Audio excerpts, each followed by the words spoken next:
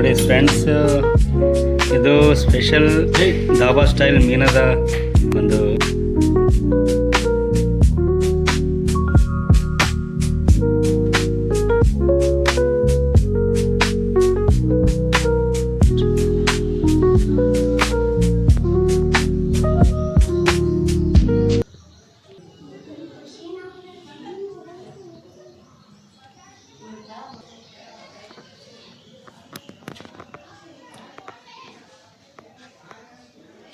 ನಮಸ್ಕಾರ ನಮ್ಮ ಎಲ್ಲ ಜವಾರಿ ಮಂದಿಗೆ.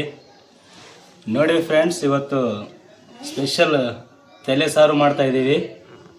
ಇದು ರಹು ಮೀನದ ತಲೆ, ಇದು ದೊಡ್ಡ ಪಾಪ್ಲೆಟ್ ಮೀನದ ತಲೆ, ಟೆಲಾಪಿಯಾ ಮೀನು ಅಂತೀವಿ.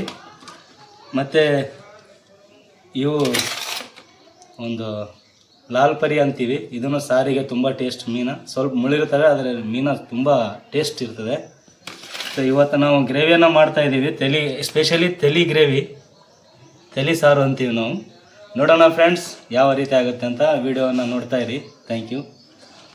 ನೋಡಿ ಫ್ರೆಂಡ್ಸ್, ಈ ಮೀನಕ್ಕೆ ಫಸ್ಟ್ ನಾವು ಏನೇನು ಹಾಕಿ ಮ್ಯಾರಿನೇಟ್ ಮಾಡಬೇಕಂತ ಈ ವಿಡಿಯೋಲಿ ಹೇಳ್ತಾ ಇದ್ದೀನಿ. ಫಸ್ಟ್ ನಿಮ್ಮ ರುಚಿಗೆ ತಕ್ಕಂಥ ಉಪ್ಪನ್ನು ಹಾಕಬೇಕು. ಉಪ್ಪು ಜಾಸ್ತಿ ಹಾಕಬಾರ್ದು, ಯಾಕಂದರೆ ನಿಮ್ಗೆ ಎಷ್ಟು ರುಚಿಗೆ ಆಗುತ್ತೆ ಅಷ್ಟೇ ಉಪ್ಪು ಹಾಕಬೇಕು. ಓಕೆ.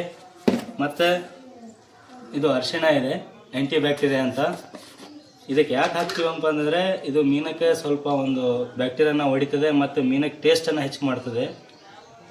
ಇದು ಅರಿಶಿಣ ನೋಡಿ ಫ್ರೆಂಡ್ಸ್. ಅರಿಶಿಣ ಸ್ವಲ್ಪ ಜಾಸ್ತಿ ಹಾಕಿದ್ರೂ ನಡೀತದೆ, ಸಾರಿನಲ್ಲಿ ಕಡಿಮೆ ಮಾಡಬೇಕು. ಈಗ ಎರಡು ಮಿಕ್ಸ್ ಮಾಡಬೇಕು ಫ್ರೆಂಡ್ಸ್, ನೋಡಿ ಚೆನ್ನಾಗಿ.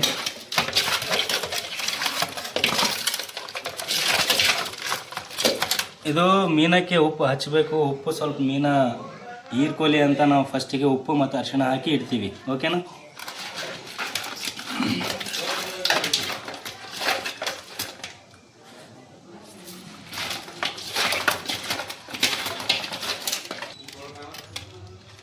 ಈಗ 10 ನಿಮಿಷ ಮೀನವನ್ನು ನಾವು ಉಪ್ಪು ಮತ್ತು ಅರಿಶಿಣದಲ್ಲಿ ಬಿಡಬೇಕು.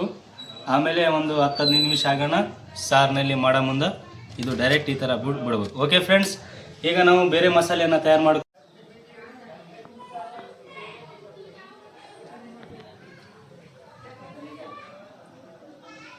ನೋಡಿ ಗೆಳೆಯರೆ, ಇವತ್ತು ನಾವು ಮೀನಿನ ತಲೆ ಸಾರನ್ನು ಮಾಡಬೇಕಂದ್ರೆ ಯಾವ ಯಾವ ಇಂಗ್ರೀಡಿಯೆಂಟ್ಸ್ ಅಂದರೆ ಮಸಾಲೆಗಳು ಬೇಕಾಗುತ್ತೆ ಅಂತ ನಾನು ಇವತ್ತು ಹೇಳ್ತಾ ಇದ್ದೀನಿ.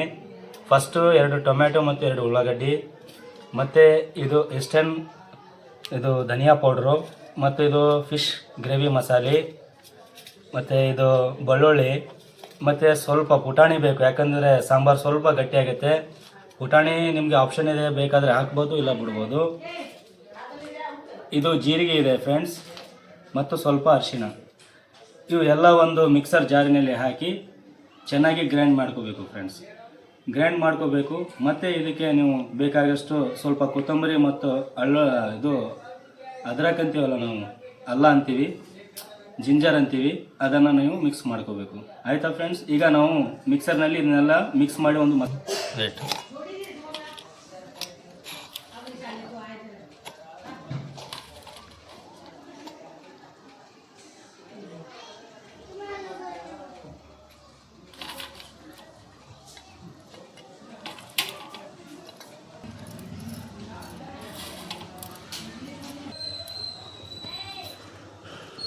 ಚೆನ್ನಾಗಿ ಗ್ರೈಂಡ್ ಮಾಡೋಣ. ಓಕೆ.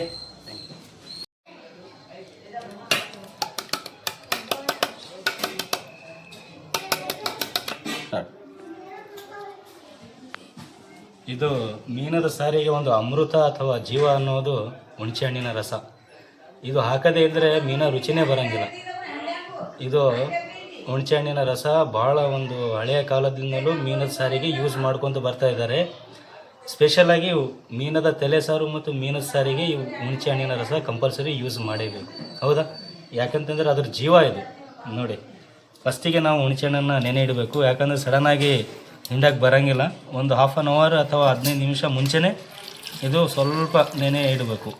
ಯಾಕಂತಂದರೆ ಇದು ನೆನೆ ಇಟ್ಟ ಮೇಲೆ ಇದರದ ಒಂದು ರಸ ಬರುತ್ತೆ. ನೋಡಿ, ಹುಣಸೆ ಹಣ್ಣಿನ ರಸ ಒಂದು ಅಮೃತ ಸಾರಿಗೆ. ಸರಿಯಾ?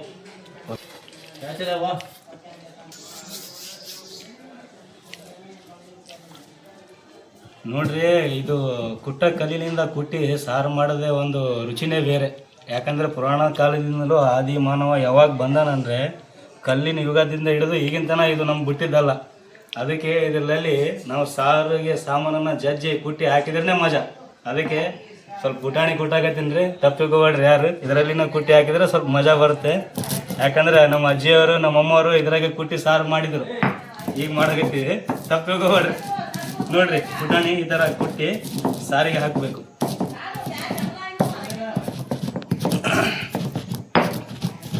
ಎಷ್ಟು ಜಲ್ದಿ ಎಷ್ಟು ನೈಸ್ ಆಗುತ್ತೆ ನೋಡ್ರಿ ಪೌಡ್ರು. ಈಗಿನ ಕಾಲದಾಗ ಮಿಕ್ಸರು ಕುಕ್ಕರ್ ಅಂತಾರ, ಹೊಟ್ಟೆ ರುಚಿ ಇರೋಂಗಿಲ್ಲ, ಏನು ಸ್ವಲ್ಪನೂ ಟೇಸ್ಟ್ ಇರೋಂಗಿಲ್ಲ. ಈ ಥರ ಕುಟ್ಟಿ ಒಂದು ಗಡಿಗೆ ಸಾರು ಮಾಡಿದರೆ ಅಮೃತ ಅಮೃತ ತಿಂದಂಗೆ. ಏನು ಮಾಡ್ತೀರಿ?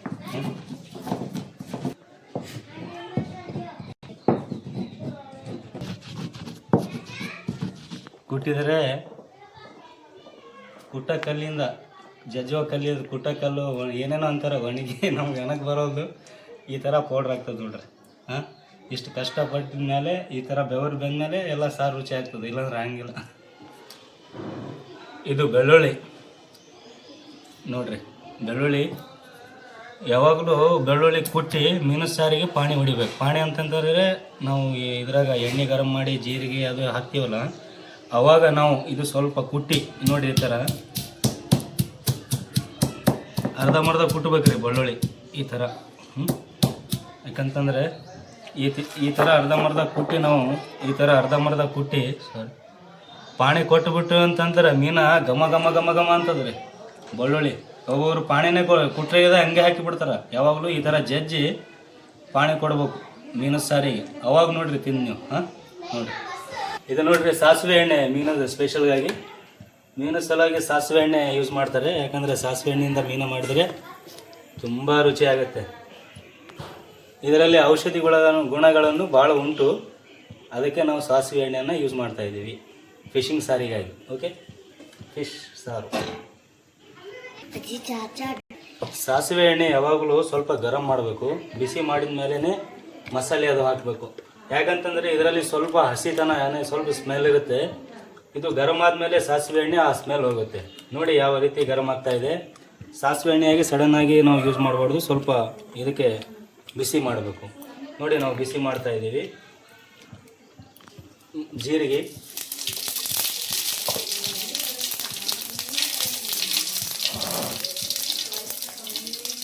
ಜೀರಿಗೆ ಆದಮೇಲೆ ಬೆಳ್ಳುಳ್ಳಿ, ಕುಟ್ಟಿದ ಬೆಳ್ಳುಳ್ಳಿ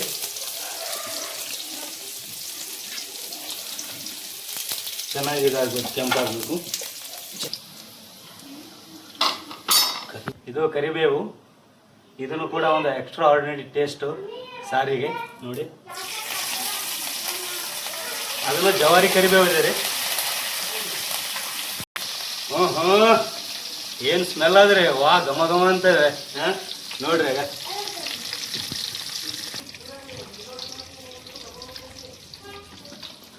ನೋಡ್ರಿ, ಇದು ನೆನೆಯಿಟ್ಟ ಹುಣಸೆ ಹಣ್ಣು ಒಂದು 10-15 ನಿಮಿಷ ಹಿಂದೆ ನೆನೆಯಿಟ್ಟಿದ್ವಿ.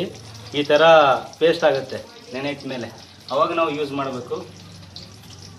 ಇದು ನೆನೆಯಿಟ್ಟ ಹುಣಸೆ ಹಣ್ಣಿನ ರಸ ನಾವು ಈಗ ಪಾಣೆ ಕೊಡಲ್ಲಿ ಹಾಕಬೇಕು. ಹಾಕಿದ ಮೇಲೆ ಚೆನ್ನಾಗಿ ಕುದೀತಿದೆ ನೋಡಿ.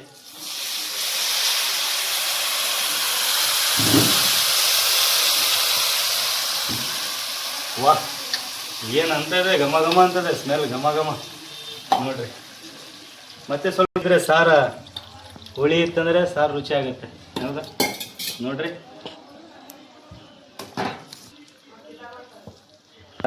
ನೋಡ್ರಿ ಇದು ಪೇಸ್ಟ್ ನಾವು ಮಾಡ್ಕೊಂಡಿದ್ದೀವಲ್ಲ ಆಗಲೇ, ಆ ಪೇಸ್ಟು ಈ ಹುಣಸೆಹಣ್ಣಿನ ರಸದಲ್ಲಿ ಚೆನ್ನಾಗಿ ಕುದಿಸ್ಕೋಬೇಕು.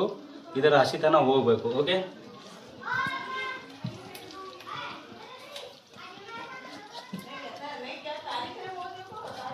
ಇದು ಚೆನ್ನಾಗಿ ಕುದಿಬೇಕು ಈ ಹುಣಸೆಹಣ್ಣಿನ ರಸದಲ್ಲಿ, ಆವಾಗ ಸಾಂಬಾರು ಟೇಸ್ಟ್ ಆಗುತ್ತೆ ಫ್ರೆಂಡ್ಸ್.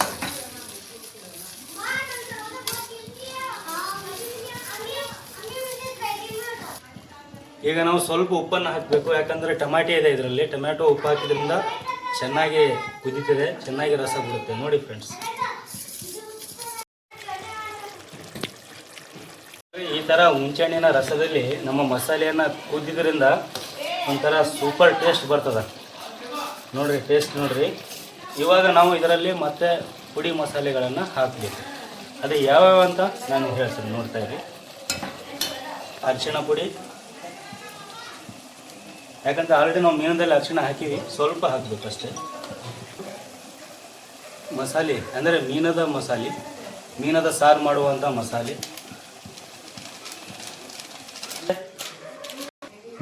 ಇದು ಡಾಬಾ ಸ್ಟೈಲ್ ಆಗಿರೋದ್ರಿಂದ ಅದಕ್ಕೆ ಧನಿಯಾ ಪುಡಿ,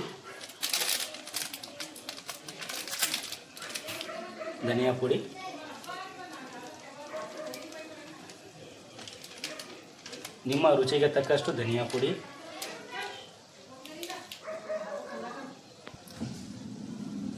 ಕುಟ್ಟಿರುವಂತಹ ಪುಟಾಣಿ ಪೌಡರ್. ಪುಟಾಣಿ ಹಿಟ್ಟನ್ನು ಹಾಕ್ಬೋದು, ಪುಟಾಣಿ ಕುಟ್ಟಿದ್ರೆ ತುಂಬ ಒಳ್ಳೆಯದು. ನೋಡಿ,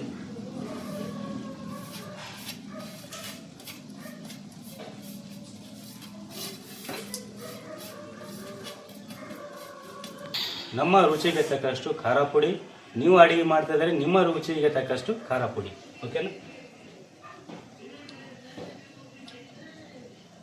ಭಾಳ ಇದು ನಮ್ಮದು ಜವಾರಿ ಇದೆ, ಭಾಳ ಖಾರ ಇರುತ್ತೆ. ನಿಂಬಲ್ಲಿ ಇದ್ದರೆ ನೀವು ನೋಡಿ ಹಾಕಿ, ಓಕೆ? ಈಗ ಇದು ಚೆನ್ನಾಗಿ ಮಿಕ್ಸ್ ಮಾಡಬೇಕು. ಯಾಕಂತಂದರೆ ಇವೆಲ್ಲ ಹಾಕಿದ್ದು ಕರ್ರಗಾಗಬಾರ್ದು, ಒಂದು ಥರ ಸುಡಬಾರ್ದು ಅನ್ನೋ ಉದ್ದೇಶದಿಂದ ನಾವು ಸ್ವಲ್ಪ ಫ್ಲೇಮನ್ನು ಕಡಿಮೆ ಮಾಡಿದ್ದೀವಿ. ಈಗ ಚೆನ್ನಾಗಿ ಇದನ್ನು ಮಿಕ್ಸ್ ಮಾಡಬೇಕು. ಮಿಕ್ಸ್ ಮಾಡೋದ್ರಿಂದ ಇದು ಗ್ರೇವಿ ಗಟ್ಟಿಯಾಗುತ್ತೆ. ನೋಡಿ,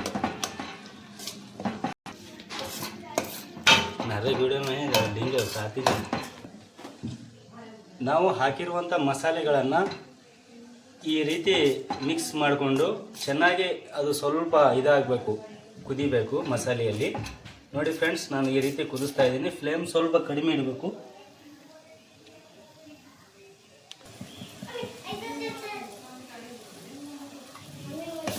ಸ್ವಲ್ಪ ಮಸಾಲೆಗೆ ಸ್ವಲ್ಪ ನೀರು ಹಾಕಬೇಕು. ಹಾಕಿ ಸ್ವಲ್ಪ ಇನ್ನೂ ಸ್ವಲ್ಪ ಮಿಕ್ಸ್ ಮಾಡ್ಕೋಬೇಕು. ಯಾಕಂತಂದರೆ ಇದು ಮಸಾಲೆ ನೀರಿಲ್ಲ.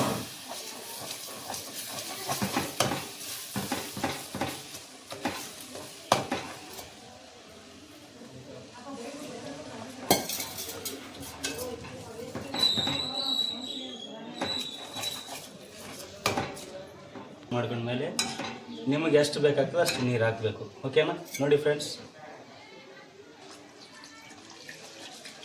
ಆದಷ್ಟು ಬಿಸಿನೀರು ಇದ್ದರೆ ಚಲೋ. ಬಿಸಿನೀರು ನನ್ನಲ್ಲಿ ಇಲ್ಲ, ತಣ್ಣಗೆ ಹಾಕ್ತಾ ಇದ್ದೀನಿ.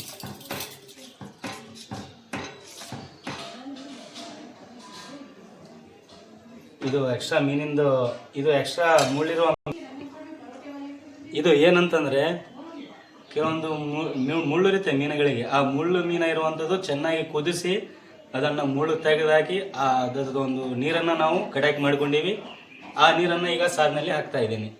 ಕೆಲವೊಬ್ಬರ ಬಳಿ ಈ ಥರ ಮಾಡೋಕ್ಕೆ ಆಗಂಗಿಲ್ಲ, ಅದಕ್ಕೆ ತಾವು ಇದು ಆಪ್ಷನಲ್ ಇದೆ. ನಿಮ್ಮ ಬಳಿ ಇಲ್ಲ ಅಂದರೆ ನೀವು ಮಾಡೋಕ್ಕೆ ಹೋಗಬೇಡಿ. ನನಗೆ ಐಡಿಯಾ ಇದೆ ಯಾವ ರೀತಿ ಮಾಡಬೇಕಂತ. ಆ ರೀತಿ ಮಾಡಿ ನಾನು ಸಾರಿನಲ್ಲಿ ಹಾಕ್ತಾ ಇದ್ದೀನಿ, ಓಕೆ? ನೋಡಿ ಫ್ರೆಂಡ್ಸ್, ಇವಾಗ ನಾನು ಅದನ್ನು ಹಾಕ್ತಾ ಇದ್ದೀನಿ. ಒಂದು ಎಕ್ಸ್ಟ್ರಾ ಟೇಸ್ಟಿಗಾಗಿ ಸೂಪರ್ ಟೇಸ್ಟ್ ಆಗುತ್ತೆ. ಇದರಲ್ಲಿ ಇರುವಂಥ ಎಲ್ಲ ಮುಳ್ಳುಗಳನ್ನ ನಾನು ತೆಗೆದಿದ್ದೇನೆ, ಬೇಕಾದರೆ ನಿಮ್ಗೆ ತೋರಿಸ್ತೀನಿ. ಈಗ ಈ ಥರ ಮುಳ್ಳನ್ನು ನಾನು ತೆಗೆದು ಒಂದು ಮೀನದ ಒಂದು ರಸವನ್ನು ಹಾಕಿದ್ದೇನೆ ಇದರಲ್ಲಿ. ನೋಡಿ, ಮುಳ್ಳೆಲ್ಲ ಸಪ್ರೇಟ್ ಆದವು. ಇವಾಗ ನೋಡಿ ಯಾವ ರೀತಿ ಗ್ರೇವಿ ಮಸ್ತಾಗಿದೆ ಅಂತ. ಒಂದ್ಸಲ ನೋಡಿ ಫ್ರೆಂಡ್ಸ್, ಈ ಥರ ಗ್ರೇವಿ ಅನ್ನೋದು ಸೂಪರ್ ಆಗುತ್ತೆ ತಿನ್ನಲಿಕ್ಕೆ, ದಾಬಾ ಸ್ಟೈಲು. ಕೆಲವೊಬ್ಬರು ದುನಿಯಾದ ರೊಕ್ಕ ಕೊಟ್ಟು ಒಂದೊಂದು ದಾಬಾದಾಗ 500-1000 ರೂಪಾಯಿ ಕೊಟ್ಟು ತಿಂತಾರೆ. ಆದರೆ ಮನೆಯ ರುಚಿನೇ ಬೇರೆ. ಮನೆಯಲ್ಲಿ ಒಂದು ಸೂಪರಾಗಿ ಅಡುಗೆ ನೀವು ಮಾಡಿ ಉಣ್ಬೋದು. ಈ ಥರ ನೋಡಿ ಫ್ರೆಂಡ್ಸ್, ಈ ಥರ ಗ್ರೇವಿಯಲ್ಲಿನ ಆಗಿದೆ ಚೆನ್ನಾಗಿ. ಇದು ಕುದ ಮೇಲೆ ಇದು ಮ್ಯಾರಿನೇಟ್ ಮಾಡಿರುವಂಥ ಮೀನನ್ನು ಇದರೊಳಗೆ ಬಿಡಬೇಕು, ಓಕೆ? Thank you. ನೋಡಿ ವೀಕ್ಷಕರೇ, ಈ ರೀತಿ ನಮ್ಮ ಸಾರನ್ನು ಕುದಿತಾ ಇರಬೇಕು. ಎಲ್ಲ ಮಸಾಲೆಗಳು ಒಂದು ಎಲ್ಲ ತನ್ನಲ್ಲಿ ಸಾರಿನಲ್ಲಿ ಎಲ್ಲ ಟೇಸ್ಟ್ ಹೀರ್ಕೋತಾವೆ. ಯಾಕಂತಂದರೆ ಈ ರೀತಿ ಮಸಾಲೆ ಕುದಿಸ್ಬೇಕು ಚೆನ್ನಾಗಿ. ನೋಡಿ ಫ್ರೆಂಡ್ಸ್, ಯಾವ ರೀತಿ ಕುದೀತಾ ಇದೆ ಸಾರು. ಘಮ ಘಮ, ಎಲ್ಲ ರೂಮ್ ತುಂಬ ಘಮ ಘಮ ಅಂತ ಇದೆ. ಯಾವ ರೀತಿ ನಾನು ನಿಮಗೆ ಎಕ್ಸ್ಪ್ರೆಷನ್ ಮಾಡ್ಬೇಕಂತ ಗೊತ್ತಾಗ್ತಿಲ್ಲ ಫ್ರೆಂಡ್ಸ್. ನೋಡಿ, ಒಂದು ಸೂಪರ್ ಗ್ರೇವಿ ಆಗಿದೆ. ಈಗ ಇನ್ನೂ ಸ್ವಲ್ಪ ಕುದಿದ ಮೇಲೆ ನಾವು ಇಟ್ಟಿರುವಂಥ ಮೀನುಗಳನ್ನು ಇದರಲ್ಲಿ ಬಿಡೋಣ, ಓಕೆ ಫ್ರೆಂಡ್ಸ್? ಸ್ವಲ್ಪ ವೇಟ್ ಮಾಡಿ. ನೋಡ್ರಿ, ಈ ಥರ ಆಗ್ಯದ ಈಗ ಕುದಾಗಂತ ಸಾರು. ನೋಡ್ಕೊಳ್ಳಿ, ತಿನ್ಕೊಳ್ಳಿ ಮತ್ತು ಮಾಡ್ಕೊಳ್ಳಿ, ಓಕೆ? ಸರಿ, ಈಗ ಇದು ಮ್ಯಾರಿನೇಟ್ ಮಾಡಿರುವಂಥ ಮೀನನ್ನು ನಾವು ಇದರಲ್ಲಿ ಬಿಡಬೇಕು. ಮೀನ ಒಂದೊಂದಾಗಿ ಬಿಡಬೇಕು. ಫಸ್ಟ್ ನಮ್ಮ ರಹು ಮೀನದ ತಲೆ ಒಬ್ಬರಿಗೆ ಗಿಫ್ಟ್ ಕೊಡೋದಾದ್ರೆ ಇದು ನಮ್ಮ SM arts marriage decoration and event management ಅವರು ನನ್ನ ಖಾಸ್ ಬ್ರದರು. ಅವರು ವಿಡಿಯೋ ಮಾಡ್ತಾ ಇದ್ದಾರೆ. ಅವರಿಗೆ ಒಂದು ಇದು ರಹು ಮೀನದ ತಲೆ ಗಿಫ್ಟ್ ಅನ್ನ ಕೊಡ್ತಾ ಇದ್ದೀನಿ. ನೋಡಿ ಫ್ರೆಂಡ್ಸ್ ಯಾವ ರೀತಿ ಇದನ್ನ. ಥ್ಯಾಂಕ್ ಯು ಓಕೆ ಮೈಮೂರ್ ಶಾ ಅವರೇ, ವೆಲ್ಕಮ್. ಕರೆಸಿ ನಮಗೆ ಒಂದು ಒಳ್ಳೆ ಗಿಫ್ಟ್ ಕೊಡ್ಲಿಕ್ಕೆ ಹೇಳ್ತಿದ್ರಿ. ಇದು ನನ್ನ ಒಂದು ಮಗಳಿಗೆ ತಲೆ ಬಹಳ ಇಷ್ಟ. ಇಲ್ಲಿ ಇದ್ದಾರೆ ಅವರು. ಇಲ್ಲಿ ನೋಡ್ರಿ, ನಮ್ಮ ಅಣ್ಣನ ಮಗಳು ಯಾವುದೇ ಒಂದು ಅಡಿಗೆ ಮಾಡ್ತಿರಲಿ ವಾಸನೆ ಫಸ್ಟ್ ಇವರಿಗೆ ಮುಡ್ತದ, ಪಟ್ನಂತ ಬಂದ್ಬಿಡ್ತಾರ. ನೋಡಿ ಇದು 2ನೇ ತಲೆ ಇದರಲ್ಲಿ ಹಾಕ್ತಾ ಇದ್ದೀನಿ. ಇದು ತೋರಿಸಿ ಬಾಯ್. ಈಗ ಮೀನ ತಲೆಯನ್ನ ಹಾಕ್ತಾ ಇದ್ದೇನೆ. ನೋಡಿ ಫ್ರೆಂಡ್ಸ್, ಇದು ಲಾಲ್ ಪರಿ ಅಂತೀವಿ, ಇದನ್ನು ಸೂಪರ್ ಮೀನ, ಅದನ್ನ ಹಾಕ್ತಾ ಇದ್ದೀನಿ. ಇದು ನೋಡ್ರಿ, ಇದು ಒಂದು ಸೂಪರ್ ಗ್ರೇವಿ ಆಗಿದೆ, ಧಾಬಾ ಸ್ಟೈಲ್ ಗ್ರೇವಿ ಅಂತ ಇವತ್ತು. ಇದು ಲಾಸ್ಟ್ ಎಂದು ಒಂದು ನಾನು ತಿಂತೀನಿ. ಓಕೆ, ಸ್ವಲ್ಪ ಇದಕ್ಕೆ ಚೆನ್ನಾಗಿ ಡಿಪ್ ಮಾಡಬೇಕು, ಚೆನ್ನಾಗಿ ಮುಣಿಸ್ಬೇಕು. ಈಗ ನೋಡ್ರಿ, ಸಾರಿಗೆ ಒಂದು 10 ನಿಮಿಷ ಮುಚ್ಚಬೇಕು, ಯಾಕಂದ್ರೆ ಚೆನ್ನಾಗಿ ಮೀನ ಕುದೀತೇವೆ.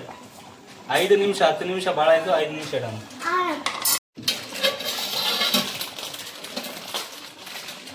ನೋಡ್ರಿ, ಮೀನ ಸ್ವಲ್ಪ ಆಗಿದೆ, ಇನ್ನು ಸ್ವಲ್ಪ ಇದು ಮಾಡಬೇಕು.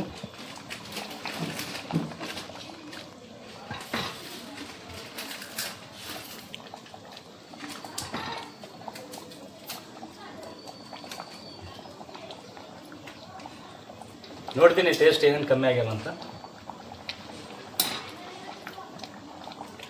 ಸೂಪರ್ ಆಗಿದೆ, ಸ್ವಲ್ಪ ಉಪ್ಪು ಕಮ್ಮಿ ಇದೆ, ಹಾಕ್ತೀನಿ ಅದನ್ನು ಸ್ವಲ್ಪ.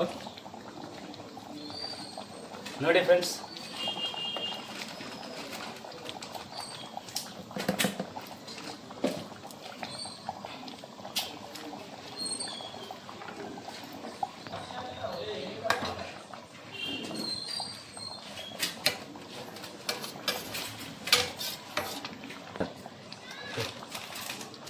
ಇದು ಕೊತ್ತಂಬರಿ ಮತ್ತು ಸ್ವಲ್ಪ ಕರಿಬೇವಿನ ತುಕಡಿಗಳಿದ್ದಾವೆ. ಇದು ನಮ್ಮ ಸಾರಿಗೆ ಲಾಸ್ಟಿಗೆ ಶೃಂಗಾರ ಅಂತೀವಲ್ಲ, ಯಾವ ರೀತಿ ಬೇರೆಯವರಿಗೆ ಶೃಂಗಾರ ಮಾಡ್ತೀವಿ ಎಲ್ಲ ಮುಗಿದ ಮೇಲೆ, ಸೊ ಅದೇ ರೀತಿ ನಮ್ಮ ಸಾರಿಗೆ ಶೃಂಗಾರ ಕೊತ್ತಂಬರಿ ಮತ್ತು ಕರಿಬೇವಿನ ತುಕಡಿ. ಈಗ ನೋಡಿ ಫ್ರೆಂಡ್ಸ್, ಕೊತ್ತಂಬರಿಯನ್ನು ಶೃಂಗಾರ ಯಾವಾಗಲೂ ಲಾಸ್ಟಿಗೆ ಹಾಕಬೇಕು. ನೀವು ಬೇಗನೆ ಹಾಕಿದ್ರಂದರೆ ಕೊತ್ತಂಬರಿ ತನ್ನ ಕಲರನ್ನು ಕಳ್ಕೊಂಡು ಕರ್ರಗಾಗಿಬಿಡುತ್ತೆ. ಈಗ ಹಾಕಿದರೆ ಕೊತ್ತಂಬರಿ ತನ್ನ ಗ್ರೀನನ್ನು ಮೇಂಟೈನ್ ಮಾಡ್ಕೊತದೆ. ಓಕೆ,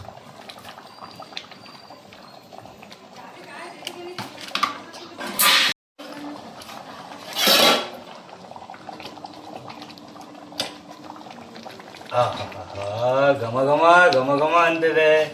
ನೋಡಿ ಫ್ರೆಂಡ್ಸ್, ಫೈನಲ್ ಆಗಿ ಮೀನ ರೆಡಿ ಆಗಿದೆ. ಮೀನ ತಿನ್ನಲಿಕ್ಕೆ ರೆಡಿ ಆಗಿದೆ ಫ್ರೆಂಡ್ಸ್. ನೋಡಿ ಯಾವ ರೀತಿ ಮೀನ ಕುದ್ದಿದೆ ಅಂತ. ಈ ರೀತಿ ಕುದ್ದಬೇಕು ಮೀನ ಚೆನ್ನಾಗಿ. ನೋಡಿ ನೋಡಿ, ಈಗ ನನ್ನ ಒಂದು ತಲೆ ಸಾರು ಕಂಪ್ಲೀಟ್ ಆಗಿದೆ ಫ್ರೆಂಡ್ಸ್. ನೋಡಿ ನೋಡಿ ಆನಂದ ಪಡಿರಿ, ಮತ್ತು ಇದೇ ರೀತಿ ನೀವು ಮಾಡಿ ತಿನ್ನಿರಿ ಅಂತ ನಿಮ್ಗೆ ಹೇಳ್ತಾ, ನನ್ನ ವಿಡಿಯೋವನ್ನು ನೋಡೋದಕ್ಕೆ ತುಂಬ ಧನ್ಯವಾದಗಳು. ಮತ್ತು ನನ್ನ ವಿಡಿಯೋಗೆ ಲೈಕು, ಸಬ್ಸ್ಕ್ರೈಬು ಮತ್ತು ಫಾಲೋ ಮಾಡಿ ಅಂತ ಹೇಳ್ತಾ, ಇದು ಸಾರು ನಿಮ್ಮ ಸಲುವಾಗಿ ಗಿಫ್ಟು. ಥ್ಯಾಂಕ್ ಯು, ನಮಸ್ಕಾರ.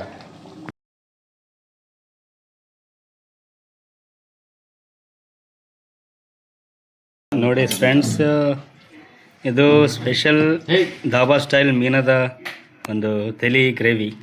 ನೋಡಿ ಫ್ರೆಂಡ್ಸ್, ಈಗ ಟೇಸ್ಟ್ ಮಾಡಲಿಕ್ಕೆ ಬಂದಿದ್ದಾರೆ ನಮ್ಮ ಖಾಸ್ ಬ್ರದರು SM ಆರ್ಟ್ಸು ಮತ್ತು ನಮ್ಮ ಅಣ್ಣವರು ಶಾಂತ್ ಪಾಷಾ ಅಣ್ಣ, ನಮ್ಮ ಹಿರಿಯ ಅಣ್ಣವರು. ಅವರು ಇವರ ಜೊತೆಯಲ್ಲಿ ನಮ್ಮ ಒಂದು ಚಿಕ್ಕ ಮಗಳು ಅನ್ಶಿರಾ, ಕ್ಯೂಟ್ ಬೇಬಿ ಅನ್ಶಿರಾ. ನೋಡ್ರಿ, ಈಗ ಸಾರನ್ನು ಹಾಕ್ತಾ ಇದ್ದೀನಿ.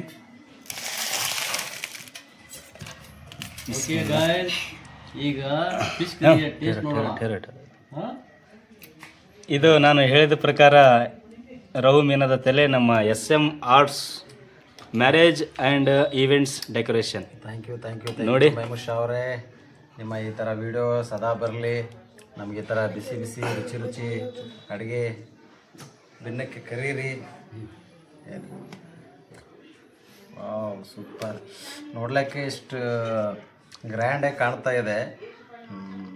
ವಾಸನೆನೂ ಆ ಥರ ಬರ್ತಾ ಇದೆ. ಮುಂದೆ ನೋಡೋಣ ಯಾವ ಥರ ಇದೆ ಅಂಥೇಳಿ. Super super super super, nice, super taste. ಉಪ್ಪು ಖಾರ ಹುಳಿ ಇದು ನಮ್ಮ ಅಣ್ಣವರಿಗೆ ಎಮ್ಮಿ ಎಮ್ಮಿ ಒಂದು ಧಾಬಾ ಸ್ಟೈಲು, ಅದಕ್ಕೆ ಧಾಬಾ ಸ್ಟೈಲು ತಲೆ, ಮೀನದ ತಲೆಯ ಸಾರು ನೋಡಿ ಫ್ರೆಂಡ್ಸ್. ಈಗ ನಾವು ಊಟ ಮಾಡ್ತಾ ಇದ್ದೀವಿ ನೋಡಿ ಫ್ರೆಂಡ್ಸ್. Thank you.